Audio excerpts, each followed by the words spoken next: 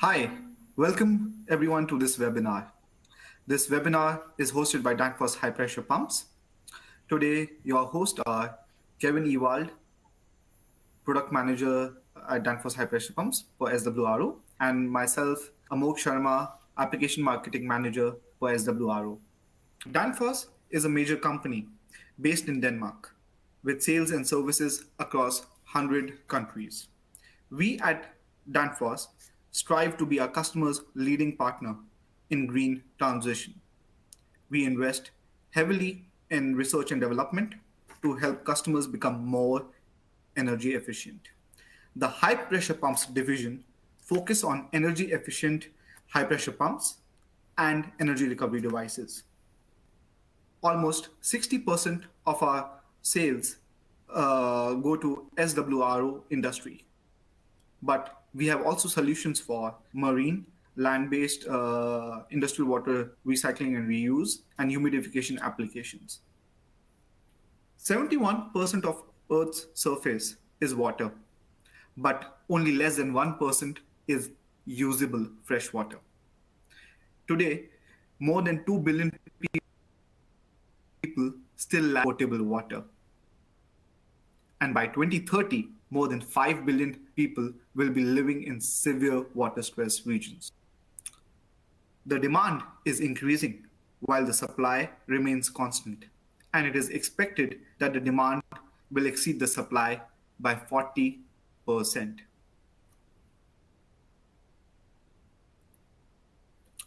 One of the only way to meet this demand is through desalination.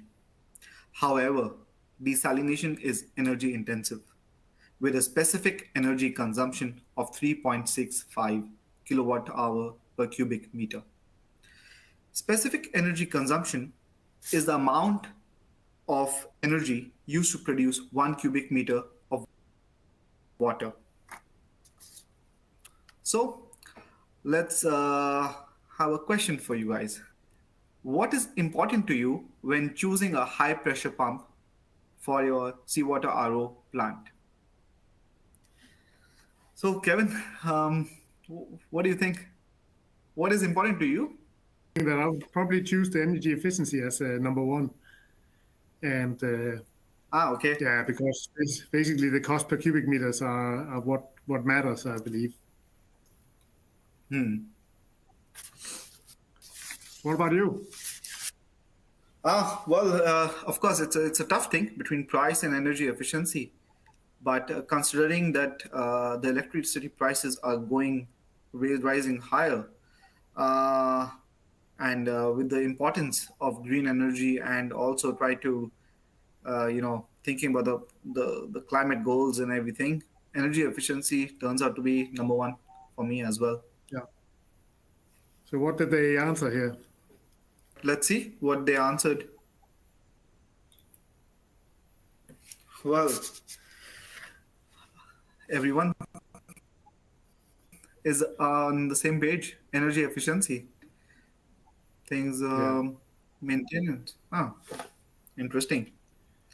Let's tell you the importance of. We'll walk you through the importance of energy efficiency for the SWRO in the next few minutes. So, a commonly used and one of the most energy efficient desalination technology known today is reverse osmosis. This is a basic diagram of seawater reverse osmosis comprising of intake, pre-treatment, RO process, post-treatment, and distribution. Now, it is interesting to see high pressure is needed for SWRO process, but it costs 70% of energy consumption. And that's why that impacts the total cost of ownership. When making decisions about seawater reverse osmosis, it is important to calculate the total cost of ownership. This considers all costs to establish the plant, the capital expenditures, and the operating expenditures over the estimated lifetime of the plant. Some people are surprised to learn that OPEX represents about two-thirds of total cost of ownership. Electricity is almost half of that. Relevant, the total cost of ownership is to you will depend on how you buy your water through build, operate, own, build, operate, transfer, or any other business model. But in the end, someone must pay all the total cost of ownership. Calculating total cost of ownership is not a perfect science because we need to make assumptions about the future. For example, the labor cost and electricity prices. But it is still the best way, maybe the only way to understand all costs and compare alternate solutions. Calculate the effect of investing money now to save money later. For example, 5 years ago, no one could have predicted the impact of the pandemic and the war in Ukraine would have on European energy prices. We all know this from our household economies. If your dishwasher breaks today, should you buy the cheapest one available to replace it? Or should you consider lifetime energy and maintenance cost?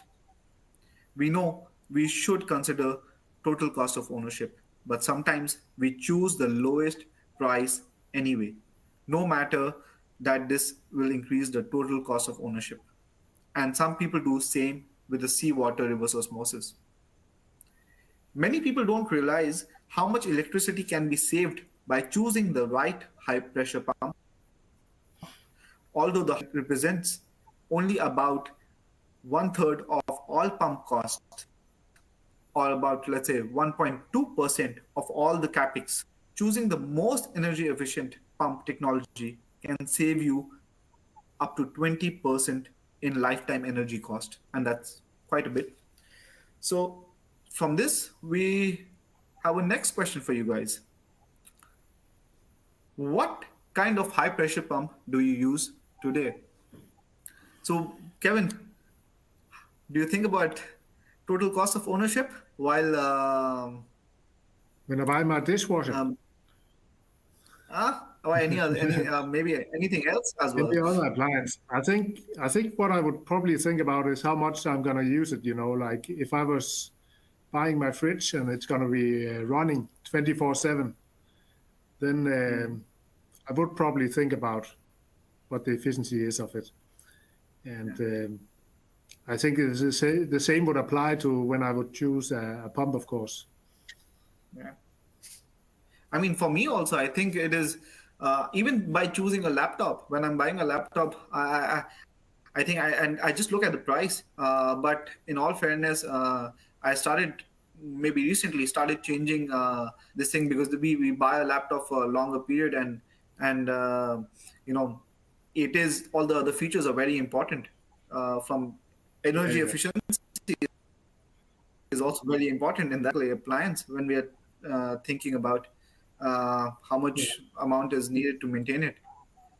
But yeah, that's something that all of us needs to look at while doing any purchase in our life, yeah, yeah. and especially when it comes to SWRO. Yes. It's But still every what time do you you see think? those cakes, then you start wondering, or you're surprised about how much energy is actually consumed in the RO plants. So it is really vital for the operation, I'm sure. But yeah, let's give maybe 20 seconds or 30 seconds, and then see the answers.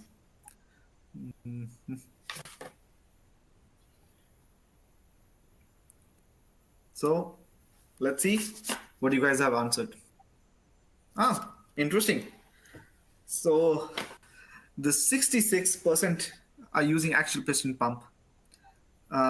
Then I think the next few slides uh, are important for the 66%, but even more important for those 33%.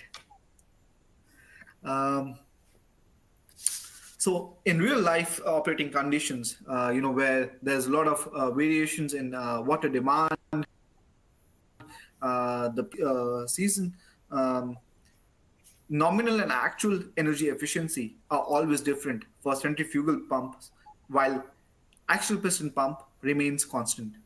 As seen in the graph on the right hand side, the green line is for axial piston pump, and the red line is for the centrifugal pumps. All seawater RO plants operate within a range of variable conditions that affect flow rate and outlet pressure, and thus impact seawater salinity. That is, higher salinity requires more pressure, daily production demand, and third, hourly electricity prices. For the axial piston pumps, the efficiency remains virtually constant across the flow and pressure range. While for the centrifugal pumps, there is an efficiency peak at a specific flow rate. That is the best efficiency point. And any deviation from the BEP decreases the energy efficiency for the centrifugal pumps. Centrifugal pumps operate most efficiently within a small portion of their total potential operating range, preferred operating range, and are generally sized to handle the peak flow requirements at the best efficiency, which typically occurs for just a percentage of total operation time. For this reason, um, variable frequency drives are commonly installed to adjust the centrifugal pump's operating speed to keep pumps operating as close to the uh, preferred operating range as possible as the system demands change. However, axial piston pump does not suffer this issue since the flow rate is independent of working pressure flow. Therefore, for axial piston pump installed in parallel, just a few numbers of variable frequency drives can be purchased to control the flow variation required. And in a nutshell, axial piston pump maintains consistently high energy efficiency regardless of the flow rate and the outlet pressure. This affects energy consumption and the cost. For example, choosing an axial piston pump over a centrifugal pump for a 5000 CMD SWRO plant can save you up to 700,000 euros and 8,200 tons of CO2 emissions. That is equivalent to 250 plane trips over a period of 10 years. And that's around the world. Well, with this, I'll hand over to my colleague, Kevin Ewald, to talk about our new pump. Thanks, Amogh. Thanks. Yep. So, I think that was one too many. Yeah, that was me. Okay, now I push here. There you go.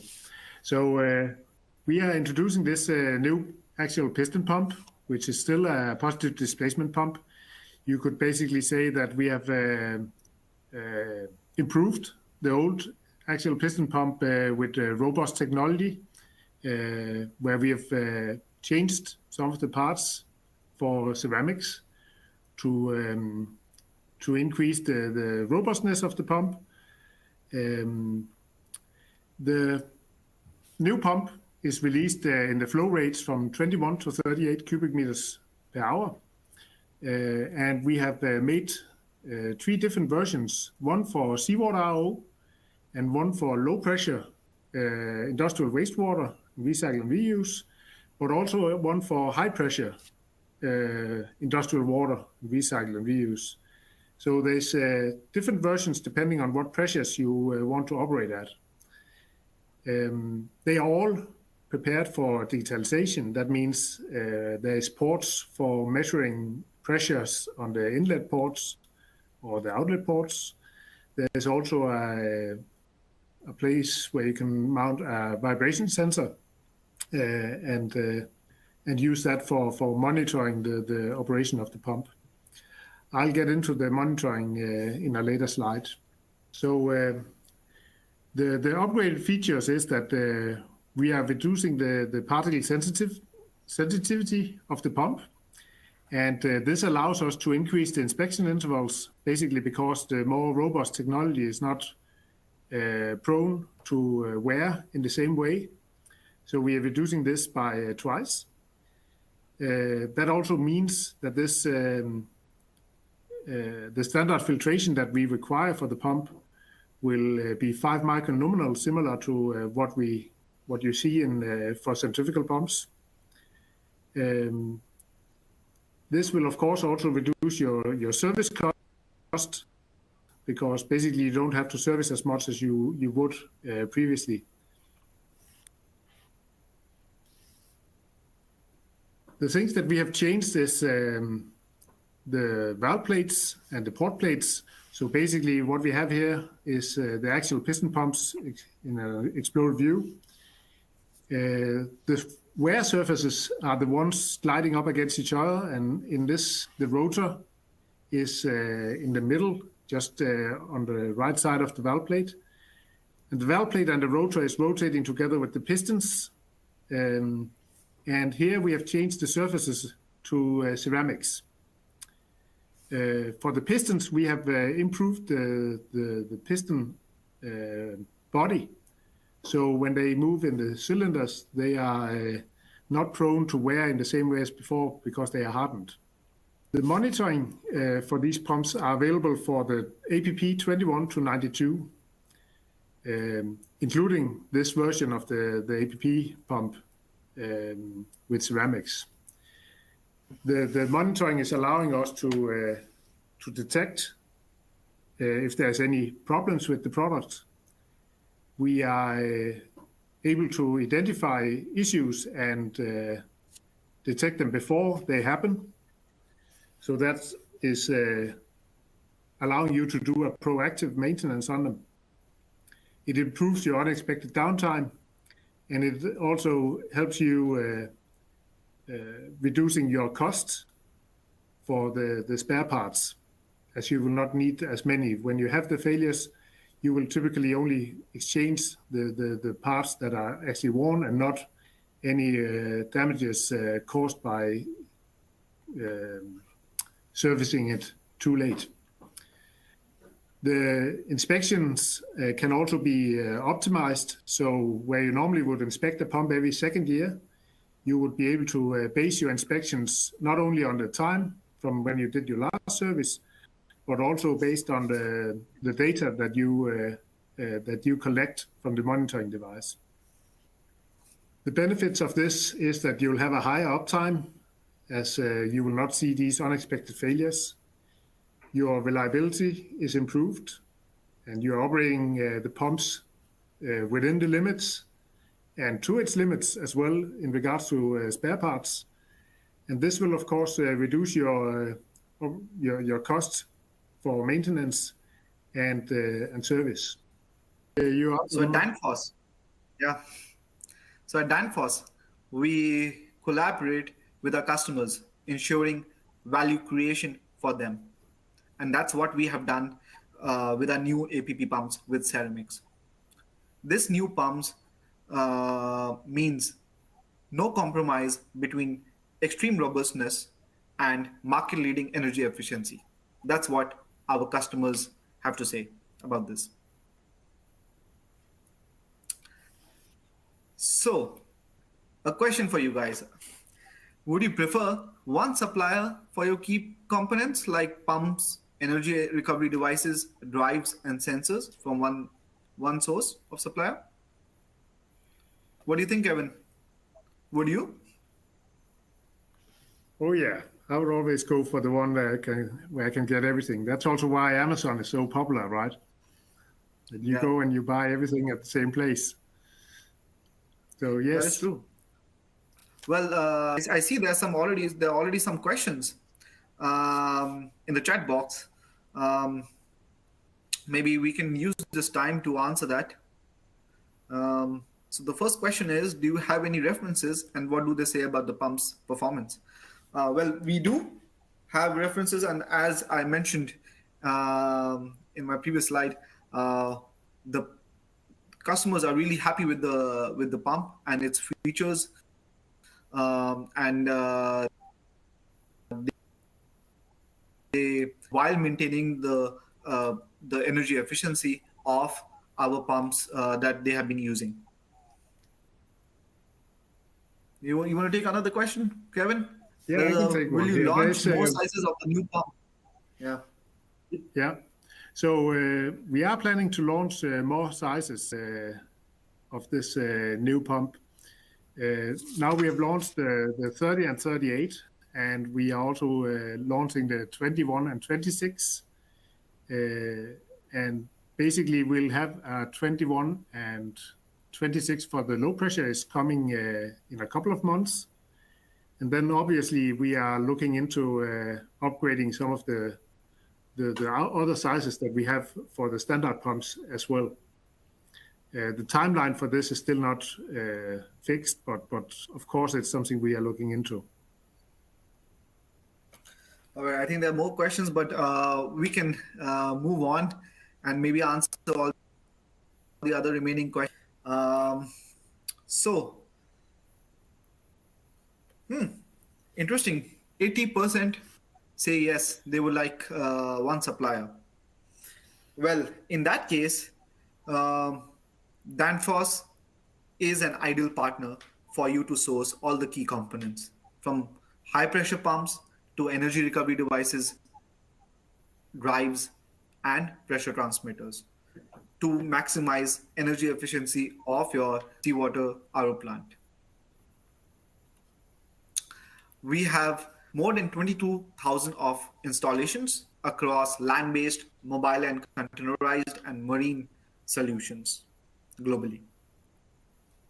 And lastly, if you want to know anything more about our products or have any inquiries or would like to clarify some questions or would like to reach out for any other thing for your how to optimize your seawater RO system in your region, here are the right people to contact for your region.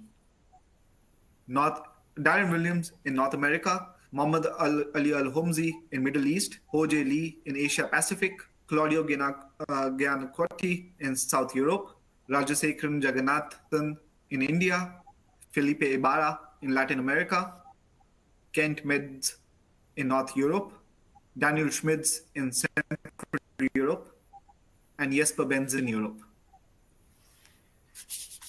And yeah, so now we can answer all the other remaining questions. I see there's couple of more questions on the, yeah.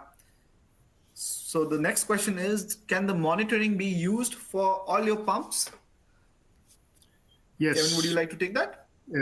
I can take that one. The monitoring can be used on the pumps from APP 21 and up to the APP 92.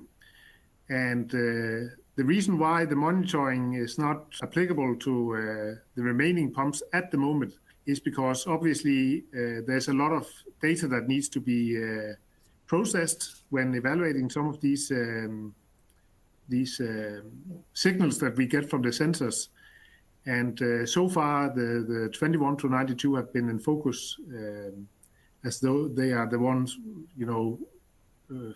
with the bigger assets and the requirements have been, or requests have been for these products as well. Eventually, we'll have monitoring for all of our products, I'm sure. But currently, it's for the 21 to 92. And then there's a question here about what do you mean by saying these pumps are prepared for monitoring? Yeah, I guess I answered quite before that, the ports are there and the data that we can use to compare the monitoring data that we are receiving is also available for those sizes. Now there's, I think, another question. How is pump service support provided to end customers? Well, we have service partners as well as we do on the best. We do on-site service, and we We have sales partners in all these regions, and service people to help and to do any repair or retrofit um, in your system. Yeah, I also just want to add that most of all our products have a service guideline on how to service them, and you can basically they are so simple that you can service them in the field by your own service crew. We are of course supporting any people who would service them the pumps themselves, either by you sharing pictures of the state of the products that you are servicing, and then us coming with recommendations on what to do with them. We have designed the kits, the service kits, in a way where you are getting the parts that are necessary for you to change. So if we know that a certain thing needs to be changed, if another thing is damaged, then the kit will include the kits, that part as well, you could say. So I think it is not like you don't need to have a master brain to service these products. They are very easy to service, and any skilled people can do it. Oh, and then there's a question where the service centers. Basically a service center would be at our factory in Denmark. We have a service center. I think there's also one in the US, or like a service partner. We have one in the UK as well. So they are all over the place. We have partnered up with people who are offering service of our products. And I think there's another, are these pumps only for SWRO? No, we have pumps for SWRO, but also for wastewater applications, industrial water recycling and reuse treatment. And in fact, interestingly, we have another webinar focusing on industrial water recycling and reuse coming up on 21st May in 2 weeks' time. So if you have not signed up and you are interested, please feel free to sign up for that. If you guys have any other questions, please, you want to ask right now, please feel free to ask. And if in any case you feel like reaching out to us or any feedback, or you want to know more about our products, please reach out to our salespeople in your local regions, and we'll be happy to help and assist you. Thank you, everyone, once again. And thank you, Kevin. If you have any other questions or you need to reach out to our salespeople for anything, please feel free. Thank you, and have a nice evening or a day, everyone, wherever you are located. Bye. Thank you.